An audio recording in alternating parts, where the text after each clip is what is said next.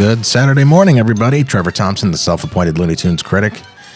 And today we're doing an experiment. A couple of you who will remain nameless have put out the challenge to me and said that no, you haven't watched them in years. The DePatie Freeling Roadrunners. They are pretty good. So I picked this one at random, and we're gonna watch it again and see if it holds up. And I am almost 1,000% positive it will not. Oh, I remember this one. I remember I saw this one on the Bugs Bunny Roadrunner show in like 84, 85, something like that. First time I saw it. I don't recall liking it.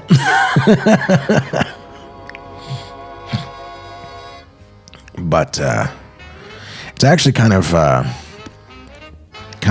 makes a weird kind of sense that I didn't like it and it was on Saturday morning. Because this cartoon was written by Len Jansen, a guy who, in my estimation, I quite correctly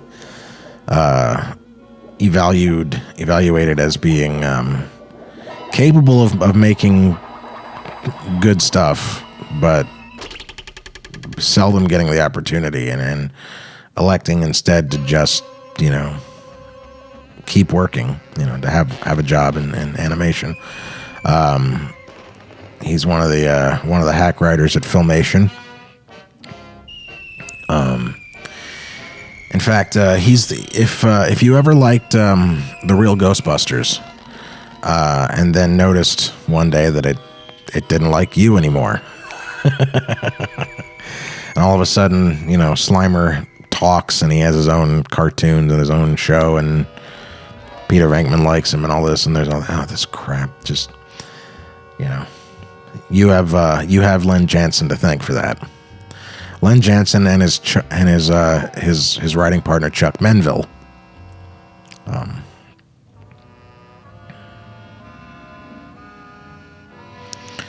No sound effect needed, I guess, for that, right?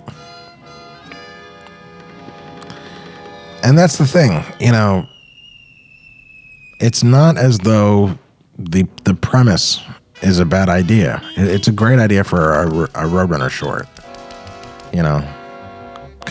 Roadrunner's just on the other side the entire time, taunting him, and he has to figure out different ways to get over there. And Chuck Jones could have used that premise. It would have been a good premise, but it just... And, oh my God, Bill Lava. Listen to this music.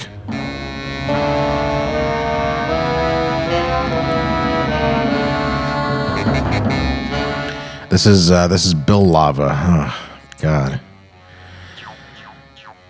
Is this what you like, D-Man? This kind of shit? Really? This is your this is your jam right here. There's a couple of you that love the DePatie Freeling, Seven Arts eras, and I just don't get it. I'm sorry. The reason I'm into these cartoons is because I'm a stickler for quality, and it's like that's why I don't enjoy the post 62, 63 cartoons, because they were like, what if we kept making cartoons but stopped caring?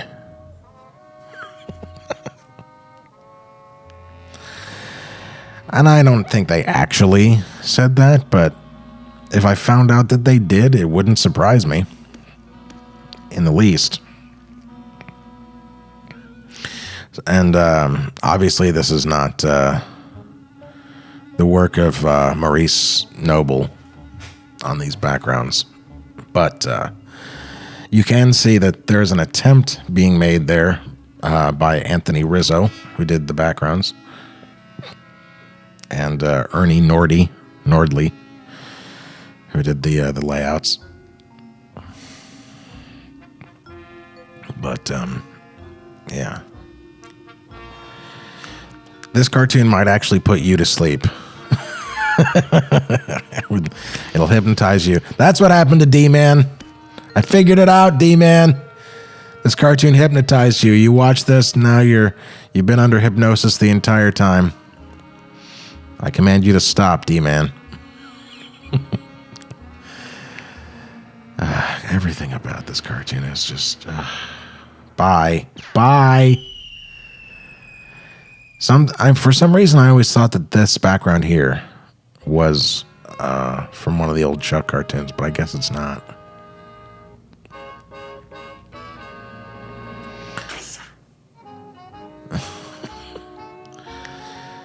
I really do think that people that like these cartoons, I really do think that they're just nostalgic for the time that they watched them. I don't really believe that when you watch them again, I don't believe that you're met with anything other than, oh yes, I was in a good place when I saw this cartoon.